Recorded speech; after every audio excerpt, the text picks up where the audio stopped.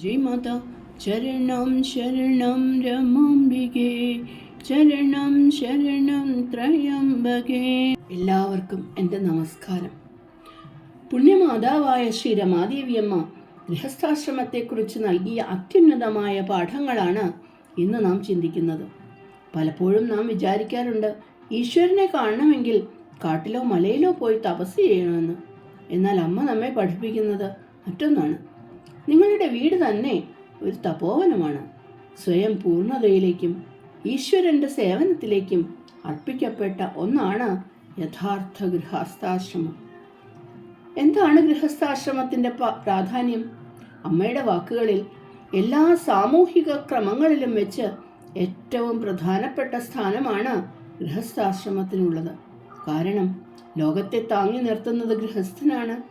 ഒരു മരത്തിൻ്റെ വേര് എങ്ങനെയോ അതുപോലെയാണ് സമൂഹത്തിന് കുടുംബം. ഒരു വലിയ കെട്ടിടത്തിൻ്റെ അടിത്തറ പോലെയാണ് ഗൃഹസ്ഥാശ്രമം. അടിത്തറ ശക്തമല്ലെങ്കിൽ കെട്ടിടം നിലംപൊത്തും. സ്നേഹവും സേവനവും നിറഞ്ഞ കുടുംബങ്ങളാണ് ഒരു നല്ല രാജ്യത്തെയും സംസ്കാരത്തെയും പടുത്തുയർത്തുന്നത്. വീട് വെറും ഒരു താമസ സ്ഥലമല്ല, അത് ശാന്തിയുടെ ആശ്രമമാണ്. അത് ക്ഷേത്രമാണ്. കാട്ടിലെ ഏകാന്തമായ ആശ്രമത്തിനുള്ള പവിത്രത നമ്മുടെ വീടിനും കൈവരിക്കാനാകും. അത് സാധ്യമാകുന്നത് എപ്പോഴാണ്? വീട്ടിലെ ഓരോ ജോലിയും ഈശ്വരനുള്ള പൂജയായി കാണുമ്പോഴാണ്. ഒരു സാധാരണ വീട്ടമ്മയായിട്ടും ഭഗവാനിൽ അലിഞ്ഞു ചേർന്ന പുരാതന ഭക്തരുടെ കഥകൾ നമുക്കറിയാം. സ്വന്തം പതിയെയും കുട്ടികളെയും സേവിക്കുന്നത് ഈശ്വരനെ സേവിക്കുന്നതിന് തുല്യമായി കണ്ട പതിവ്രതന്മാരുടെ കഥകൾ ഇതിന് ഉദാഹരണമാണ്. അമ്മ പഠിപ്പിക്കുന്നത് അടുക്കളയിൽ ഭക്ഷണം പാകം ചെയ്യുന്നത് ഒരു നൈവേദ്യമായി കരുതാനാണ്.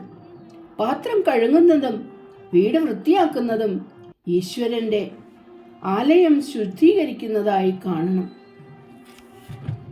എന്താണ് സേവനവും ത്യാഗവും? ത്യാഗം എന്നത് എല്ലാം ഉപേക്ഷിച്ചു പോകലല്ല, മറിച്ച് ഞാൻ എന്ന ഭാവം ഉപേക്ഷിക്കലാണ്. വീട്ടിലുള്ളവർക്ക് വേണ്ടി സ്വന്തം സുഖങ്ങൾ മാറ്റിവെക്കുന്നതാണ് ഏറ്റവും വലിയ സന്യാസമെന്ന് അമ്മ ഓർമ്മിപ്പിക്കുന്നു.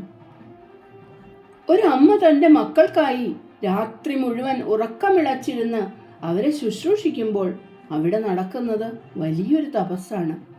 യാതൊരു പ്രതിഫലേച്ഛയുമില്ലാതെ ചെയ്യുന്ന ആ സേവനമാണ് അമ്മ പറഞ്ഞ ഈശ്വരീയമായ ആത്മസമർപ്പണം.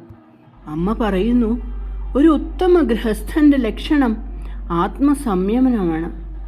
വികാരങ്ങൾക്കടിമയാകാതെ ശാന്തതയോടെ കാര്യങ്ങൾ കൈകാര്യം ചെയ്യാൻ സാധിക്കണം. വീടൊരു സ്വർഗമാകുന്നത് അവിടെ സ്നേഹവും ക്ഷമയും നിറയുമ്പോഴാണ്.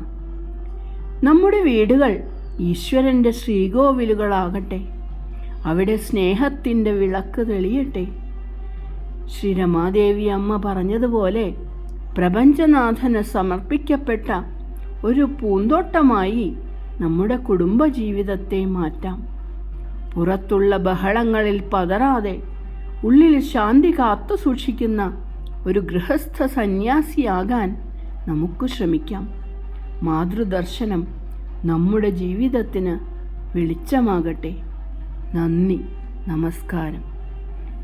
ചരണം ശരണം രമാംബികേ, ചരണം ശരണം ത്രയംബകേ. ജയ് മാതാ.